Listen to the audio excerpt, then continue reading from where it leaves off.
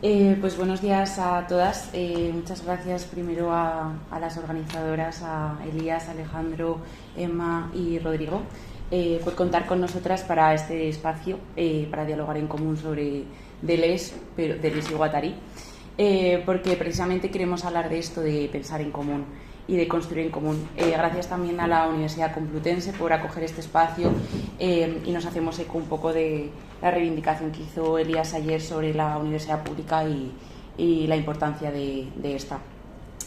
Bueno, lo primero que queríamos puntualizar es que, como veis en la presentación, el título ha cambiado un poco, pero vamos a seguir hablando de pensar en común. Lo único que, pues, investigando y dialogando, pues esto nos llevó a la figura del devenir imperceptible y a un esbozo de cierta política de los nadie, como lo hemos llamado. Así que el título ha quedado así: por una política de los nadie, el devenir imperceptible en el pensar en común. Esto es así porque lo que queríamos hacer Sara y yo era, pues, compartir esto que llevamos haciendo ya 2 años, que es pensar colectivamente, no solo un diálogo entre nosotras, sino un diálogo con autores, con textos, con otras amigas, con otras personas de referencia, ¿no? Aquí también, pues, rescatamos este pensamiento que ha hecho Emma sobre Amanda Núñez, que ha sido muy importante tanto para Sara como para mí, y lo sigue siendo porque es mi directora de tesis. Y también, pues, compartir un poco cómo este pensar en común también ha cambiado un poco la forma en la que nos relacionamos con nuestra subjetividad. Así que, pues, queríamos compartir esto, cómo Deleuze ha atravesado nuestro pensamiento en su forma y en su contenido. Cuando pensábamos qué pregunta o qué problema realmente estaba debajo atravesando la investigación que estábamos llevando a cabo, llegamos a la conclusión de que queríamos abordar este pensar en común, pero no queríamos abordarlo desde modelos epistemológicos. Si no hay separación entre cuerpo y mente, y queríamos aproximarnos a ello a través de un hacer político, dado que el pensar nunca se ha separado del hacer, ¿no? El pensar ya es hacer. Y de esta manera, pues, entendemos que pensar en común puede dar lugar a la construcción de una máquina de guerra, dado que pensar bajo esta perspectiva es resistir a un régimen de pensamiento autoritario, dominante y totalitario, a una imagen dogmática del pensamiento. También consideramos que la acción de pensar en común da lugar a la posibilidad de construcción de espacios menores de diálogo, espacios menores de resistencia donde la identidad se disuelva para que entre en acción una heterogeneidad de voces.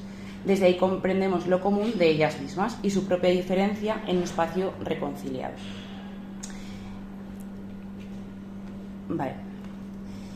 Para Deleuze, la filosofía no es contemplación ni reflexión, sino creación de conceptos, como todas sabemos, en función de los problemas que se plantean, dice Deleuze en el abecedario, y añadimos nosotras, y que también nos afecta. De esta manera, el pensar como pensamiento filosófico es creación y producción común. Cuando pensamos en la producción que ejecuta el pensamiento, esta producción se realiza de manera abierta e histórica, a pesar de lo que podría parecer.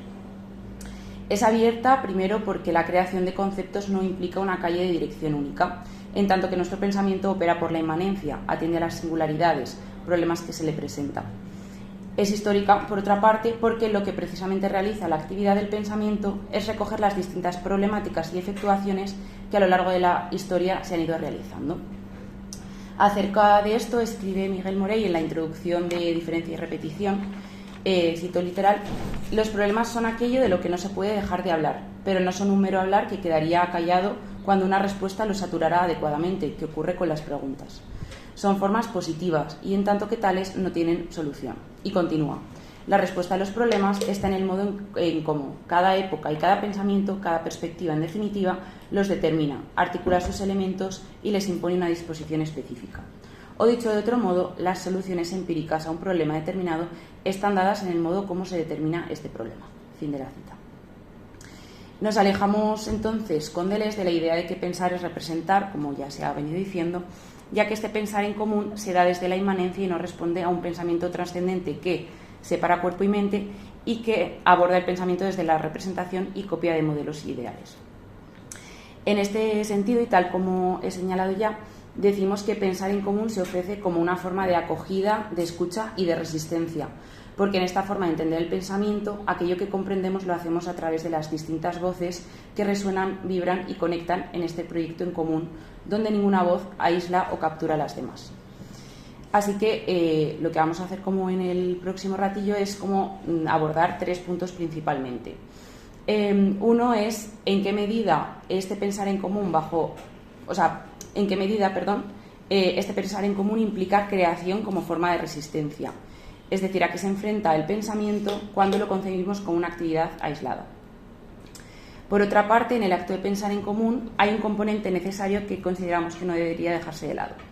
Creemos que para realizar el acto de pensamiento resistente, resistir es confrontar una forma de pensamiento totalitario y dominante, es imprescindible la escucha.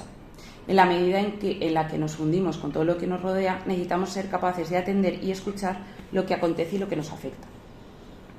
A su vez, escuchar implica necesariamente un movimiento afectivo, una salida de sí, de tal modo que en este compromiso se produce una disolución del yo. Concluiremos entonces con la idea de que pensar en común nos conduce hacia un devenir imperceptible, un devenir que insiste en las multiplicidades que nos conforman y que habitamos y que resulta en una disolución del yo parado identitario. Además, este pensar en común que planteamos nos remite a la forma de pensamiento y escritura que podemos localizar en la producción teórica de Deleuze. Esto es tanto su escritura conjunta con otros pensadores como Guattari, sus entrevistas en forma de diálogo con Parnet y sus estudios acerca de autores de los que rescata pensamiento y establece diálogos con su pensamiento como bloque de conceptos que adquieren entidad propia y con la que dialoga. Creemos que la forma en la que Deleuze produce teoría resona con el propio contenido de su pensamiento. Forma y contenido se dirigen a otras formas de pensamiento donde la relación y el proceso son tanto la forma de pensamiento como la forma de la existencia. Bueno, ahora vamos a explicar un poco por qué bajo la figura de Deleuze y todos los agenciamientos que les siguen, el pensar es crear y el crear se puede ver como resistir. Si pensamos que pensar es crear, vamos a apelar a una cita literal de Deleuze en Conversaciones que nos dice: crear no es comunicar, sino resistir, liberar la vida de aquello que la aprisiona. Fin de la cita. Producir o multiplicar las imágenes del pensamiento para no quedar encerradas en una imagen dogmática del mismo, para así confrontar un inevitable destino único del pensamiento. Partimos de esta idea para entender de qué forma pensar en común es crear en común, crear espacios comunes y por lo tanto resistir en común, permitiendo aflorar la diferencia, pero también ofreciendo una resistencia que acoge a la escucha. Este pensar en común, como hemos señalado, sabe estar atento a los problemas, a sus propias transformaciones y al cambio en la forma en la que estos problemas se plantean. Cuando accedemos a este tipo de pensamiento, nos abrimos a él, de tal manera que ya no hay exactamente ligas o escuelas de pensamiento, evitando así los clásicos dualismos de tipo amigo-enemigo o confrontaciones identitarias. Así, como plantea Deleuze y Parnet en el abecedario, nos dicen: hacer filosofía es constituir problemas que tienen sentido y crear los conceptos que nos hacen avanzar en la comprensión y la solución del problema. Fin de cita. De esta forma, Deleuze supo ver que para poder pensar su presente necesitaba desplegar la capacidad de crear conceptos para poder pensar la realidad de su momento. Por ello, la noción de sujeto, de yo o las nociones marxistas para entender la política le resultaban insuficientes para poder atender a los problemas, las preguntas y las cuestiones de su momento. Entonces, ¿de qué medida es posible afrontar un modo de pensamiento que permita dar pie a la apertura de la que estamos hablando? Creemos que para que pueda darse este ejercicio de pensar en común necesitamos atender a 2 asuntos. En primer lugar, la importancia de la escucha, como hemos hablado, y la atención para poder crear pensamiento. Y en segundo lugar, tematizar la disolución del yo como sujeto fuerte, como este genio que crea solitariamente desde una conciencia separada. En el clásico texto que todos aquí conocemos, La vida en la inmanencia una vida, nos dice el autor: pensar es atender a la escucha de la vida, pero no de la propia vida, sino de una vida. Nos dice: una vida está en todos lados, en cada uno de los momentos, que atraviesa tal o cual sujeto viviente y que mide en tal o cual objeto vivido. Vida inmanente portadora de los acontecimientos o singularidades, que no hacen más que actualizarse en sujetos y objetos. Fin de cita. En este texto, Deleuze enfatizaba el aspecto indeterminado de una vida porque es una entre tantas, no es la vida, evitando la trascendencia de la determinación. Atender a este hecho implica necesariamente un compromiso con toda singularidad. La escucha es, por lo tanto, una estrategia perceptivo-afectiva, una táctica que proporciona el pensamiento atento al acontecimiento, un pensamiento que no está ensimismado en sí mismo, sino que centra su propia actividad en los fenómenos afectivos que lo envuelven.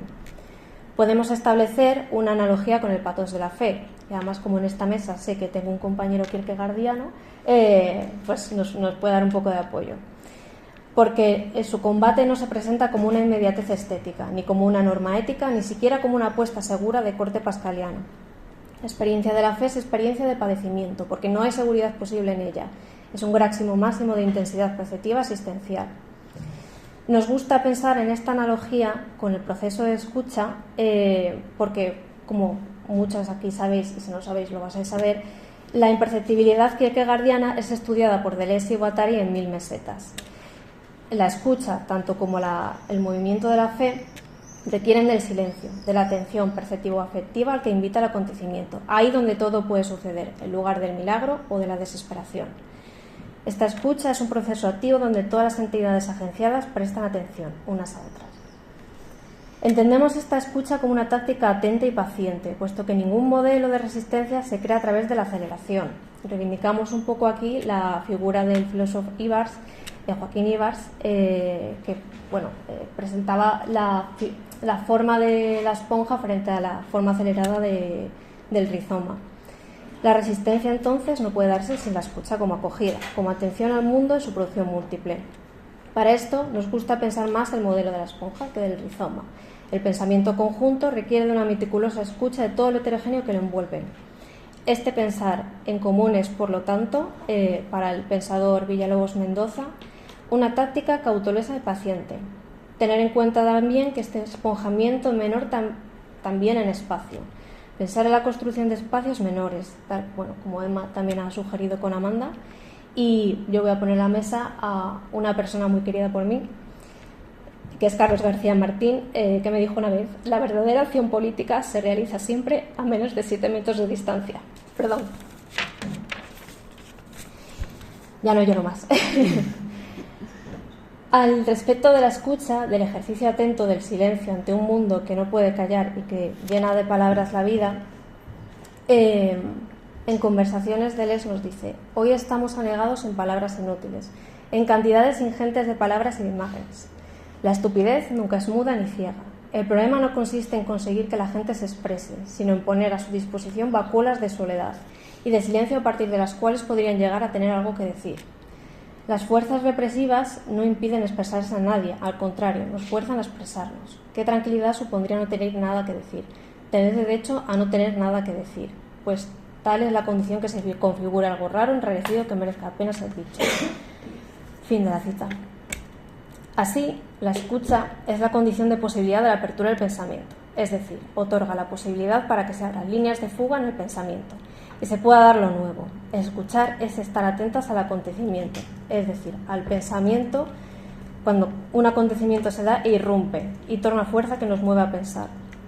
Por ello, podríamos decir que la escucha es la condición de posibilidad para un vitalismo, pues los devenires de una vida no operan nunca en una única dirección. Lo propio del sentido es apreciar la capacidad que tiene el propio pensamiento de crear múltiples líneas de sentido. Por lo tanto, la escucha nos mantiene atentos a lo impensable, que irrumpe y nos saca del sentido común. Lo imposible es aquella fuerza que mueve el pensamiento y que mantiene el pensamiento en apertura. En este sentido, podríamos decir que la escucha es una cuestión, como hemos comentado anteriormente, de fe. Citará Deleuze en 1000 mesetas sobre Kierkegaard. A través de la fe nos fijamos en los movimientos. La escucha es esta apertura del pensamiento, dejarse afectar por el mundo, por los cuerpos y por los acontecimientos, y construir desde ahí, desde lo impensado que irrumpe y desborda.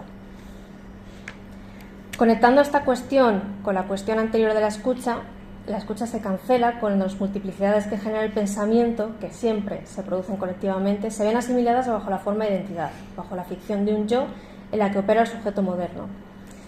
En este sentido, encontramos toda la inspiración en distintos modelos que establecieron tanto Deleuze como Guattari como Parnet en la configuración de su escritura. Ser legión o nombre propio no es más que la asunción de voces que se ven asimiladas dentro de una voz propia. Es por eso por lo que pensar en común es resistir a la cancelación de la escucha de una vida, de la multiplicidad de voces, afectos y preceptos a través de los que la vida se produce. Por eso, pensar en común es un hacer político, pero también es un hacer estético, y con ello requiere de una doble implicación, que se encarga de abrir espacio para la creación de nuevos regímenes de percepción y sensibilidad. Pensar en común es multiplicar las imágenes del pensamiento, que permiten considerar otras existencias, pero sobre todo, dado que los cuerpos se producen en la relación y en relación. Todo hacer y todo pensar relacional implica una multiplicidad de cuerpos y pensamientos. Podríamos decir, en cierto sentido, que esta invitación a pensar en común nos pone en contacto directo con la realidad del propio pensamiento. Nunca pensamos ni escribimos soles. El pensamiento es producto siempre de una relación entre cuerpos, de una organización material de las fuerzas que lo componen. Como diría Deleuze y Parnet en Diálogos, pensar en común es pensar en las cosas y entre las cosas. Desde aquí nos surgen dos preguntas. Perdón, que no he ido pasando las diapositivas, me acabo de dar cuenta. Vale. ¿Cómo resistir la unificación de la multiplicidad bajo la ficción del propio yo que cancela la escucha? Pensamos que es entendiendo el pensamiento como diálogo, como constante diálogo. Y también nos preguntamos a quién o a qué se escucha. Esto creemos que es una cuestión de percepción y de afectos. Para respetar la otredad sin remitir a ella, hemos de pensar la otredad en términos paisajísticos, en términos de conjunto, es decir, de agenciamiento y no de identidades corporales delimitadas. Aquí rescatamos esto que comentaba Emma, que bueno, vamos a leer la cita porque nos parece muy bonita, pero bueno, ya ha apuntado a ello antes Emma, donde Deleuze en el abecedario, cuando Parnet le pregunta qué es esto del deseo, él responde: no deseáis nunca a alguien o algo, deseáis siempre a un conjunto. Cuando una mujer dice deseo un vestido, mira, deseo eso, tal vestido o tal blusa, es evidente que no sea ese vestido o esa blusa en abstracto, sino que la desea en todo un contexto, que es un contexto de su propia vida, que ella va a organizar el deseo en relación, no solo con un paisaje, sino con gente que son sus amigos o con gente que no son sus amigos, con su profesión, etc. Dicho de otra manera, no hay deseo que no fluya, insisto, que no fluya en un agenciamiento. De tal suerte, para mí, el deseo siempre ha sido, si busco el término abstracto que corresponde al deseo, diría que es constructivismo. Desear es construir un agenciamiento, construir un conjunto, el conjunto de una falda, de un rayo de sol. Cierro cita. Así, si todo deseo se da agenciado, todo agenciamiento, como desarrollan en 1000 mesetas, como conjunto de elementos heterogéneos que conforman una nueva entidad, es deseante, afectivo. Estos elementos que conforman los agenciamientos, que son tanto materiales como semióticos, son fuerzas y singularidades. Podríamos decir componentes que no podemos considerar entidades férreas. Llegados a este punto, cuando comprendemos que se piensa siempre en y entre agenciamientos, esto implica pensar en y entre multiplicidades, lo que nos llevará al último punto que queríamos hablar hoy. Pensar en común implica pasar por un devenir animal y un devenir imperceptible, que no son dos pasos como un dirigirse teleológico, sino dos movimientos aberrantes hacia la disolución del yo como individuo. Así bien, como hemos señalado, algo nos empuja a pensar, nos fuerza hacia el pensar, y es por eso por lo que tematizamos que el pensamiento siempre es una cuestión de afecto. Pensar es problematizar, resistir, abrir los problemas y multiplicar las respuestas. El mundo que habitamos en un espacio-tiempo, los cuerpos con los que nos relacionamos y encontramos, nos afectan y abren el pensamiento. Y abren el pensar como problematización, como pregunta que no se soluciona, como decíamos al principio. Y esto siempre se da en un diálogo de voces. Es desde la sensibilidad y percepción que nos sabemos afectados por el mundo, y ese movimiento es lo que fuerza al pensamiento a abrirse. Así es como se descubre la realidad del pensamiento. En este sentido, si el pensar nos pone en relaciones afectivas con otros cuerpos, nos abre a la escucha de las multiplicidades que nos rodean y que nos conforman, y aquello con lo que nos encontramos. Y en esta escucha nos abre a nuevas formas de percepción en la propia construcción de agenciamientos, de conjuntos, de nuevas relaciones con lo diferente. El pensamiento de Deleuze y Guattari entonces nos sitúan en un plano del devenir. Nos interesa esto que Deleuze y Guattari en 1000 mesetas denominan como devenir animal, que, dicen ellos, no consiste en hacer el animal o imitarlo, sino que, como dicen, en un devenir animal siempre se está ante una manada, una banda, una población, un poblamiento, en resumen, una multiplicidad. Nosotros nos interesamos por los modos de expansión, de propagación, de ocupación, de contagio, de poblamiento. Yo soy legión. Así que el pensamiento atienda y se vea afectado por los devenires no indica que vaya a imitarlos, sino que el pensamiento está poblado por ellos. De esta manera los autores nos dicen, cito, el devenir no produce otra cosa que sí mismo. Es una falsa alternativa la que nos hace decir o bien se imita o bien se es. Lo que es real es el propio devenir, el bloque de devenir y no los términos supuestamente fijos en los que se transforma el que deviene. Ser conscientes entonces de estos bloques es lo que nos conduce a entender que el pensamiento se mueve entre los cuerpos, es afectado por y a través de ellos. Se pone el foco entonces en las multiplicidades, de tal modo que la idea del yo queda aniquilada, conduciéndonos a un devenir imperceptible. Bueno, traemos a colación a esta mesa la figura de la pantera rosa, que, pequeño inciso generacional, la pantera rosa era un dibujo animado de una pantera que era rosa y que hacía como boicot a través de jugarretas, engaños, movimientos muy elegantes, y bueno, que los autores en 1000 mesetas la rescatan. He recuperado por ellos porque esta figura tenía la habilidad de hacerse invisible entre las cosas. No tiene identidad fija, estática, puede adoptar distintos roles de manera momentánea sin ser o involucrarse en ninguno de ellos. En este sentido, cuando Deleuze y Guattari dicen que la pantera rosa pinta el mundo de su color, no aluden a un personaje que marque una hoja de ruta, que con su acción ensalce una bandera. Lo importante de la pantera rosa o de otras figuras, como el caballero de la fe, que también reivindican, es que constituyen ejemplos paradigmáticos de lo que podríamos entender como agentes del devenir. El fundirse a la pantera rosa es un fundirse con las singularidades del mundo. De este modo, pensar es liberar las fuerzas, las multitudes que nos componen. Así, estos autores nos dicen, lo imperceptible es el final inmanente del devenir, su fórmula cósmica, en 1000 mesetas. Y continúan, todo deviene imperceptible, todo es devenir imperceptible en ese plan de consistencia, pero ahí precisamente es donde se ve, se oye lo imperceptible. Cierro cita. De esta forma, el devenir imperceptible es distanciarse del ensimismamiento del sujeto y devenir escucha del mundo cosmos, de sus relaciones, de sus movimientos, de sus afectos y de sus encuentros. Nos dicen, es una especie de chapoteo cósmico en el que lo inaudible se hace huir, lo imperceptible aparece como tal, ya no el pájaro cantor, sino la molécula sonora. Cierro cita. En este sentido, a través de la asunción del devenir imperceptible se produce un asalto a la percepción, porque ya no atendemos a la identidad fija de las cosas, sino a la relación entre ellas, a los movimientos, sus vibraciones. Nos dicen los autores en 1000 mesetas. La percepción se verá confrontada a su propio límite, estará entre las cosas, en el conjunto de su propio entorno, como la presencia de una actividad en otra, la aprehensión de la una por la otra o el paso de la una a la otra. Solo mirar los movimientos. Cierro cita.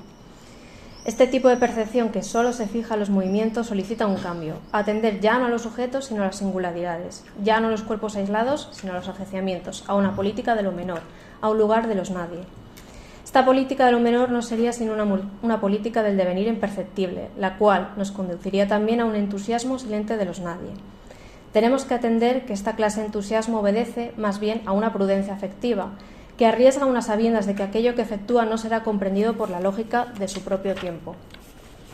Al pertenecer a una suerte de extraser temporal, al actuar a través del devenir, más allá del propio tiempo en el que está inserto. De la misma forma, esta política del devenir imperceptible será una política de los cualquiera, entendida como una política común, ya que el devenir imperceptible supone ser como todo el mundo, ser desconocido. Abandonar esta pulsión hacia la ficción de construir un yo como entidad exclusiva, única, auténtica, a la que nos mueven las lógicas del capitalismo y de la competencia. Supone desde el devenir imperceptible como devenir cualquiera, devenir nadie, atender a los agenciamientos. Nos dicen los autores en 1000 mesetas, ¿por qué conservar nuestros nombres? Por rutina, únicamente por rutina, para hacernos nosotros también irreconocibles, para hacer imperceptible no a nosotros, sino a todo lo que nos hace actuar, experimentar, pensar. Y además porque es agradable hablar como todo el mundo y decir que el sol sale, cuando todos sabemos que es una manera de hablar. No llegar al punto de ya no decir yo, sino ese punto en el que ya no tiene ninguna importancia decirlo o no decirlo. Ya no somos nosotros mismos. Cada uno reconocerá los suyos. Nos han ayudado, aspirado, multiplicado. Cierro cita. Estamos acostumbradas a concebir el pensamiento como una tarea solitaria, ensimismada, que puede llevarnos a problemáticas identitarias, un pensamiento que todo lo puede, una liga de pensamiento que supera a otra. Cuando la táctica de pensar en común puede confrontar esta estrategia interesada, nos puede permitir agenciarnos colectivamente, dando lugar a una suerte de ecología de la diferencia. Nos puede permitir comprender los distintos niveles de comunicación del mundo, hacernos huir de los discursos que nos impidan concebir la diferencia y la transformación como elementos constitutivos del mismo. Que los hechos del mundo no son aislados y que pueden conectar a través de distintos estratos.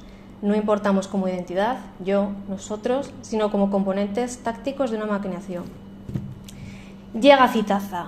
Deleuze con Parnet en Diálogos escribe: Spinoza el imperceptible, siempre en el medio, siempre huyendo, apenas se mueve, huyendo de la comunidad judía, huyendo de los poderes, huyendo de los enfermos y de los venenosos. Y aunque él mismo puede llegar a enfermar e incluso morir, sabe perfectamente que la muerte no es el principio ni el final, sino que tan solo consiste en pasar su vida a otro. Dije que no iba a llorar y era mentira, pero bueno. Entonces, este devenir imperceptible lo entendemos como un habitar en el entre, en el medio, resistiendo la escucha, acogiendo esa escucha que ya hemos comentado anteriormente. Queremos recalcar que en este modelo de pensamiento no pensamos en una constante resistencia, en un constante huir, en un constante fugarse, que los autores nos advierten. Recordad, como ellos nos dicen, una desestratificación salvaje continuada destruye el cuerpo sin órganos. Hay que mimar los estratos, comprender que este ejercicio tiene dos caras, una acogida que escucha y un acto de resistencia. Y es este doble movimiento lo que precisamente puede dar a un pueblo por venir, un pueblo que se fuga pero que se reinventa, un pueblo que se produce sin historia pero con devenir. Muchas gracias.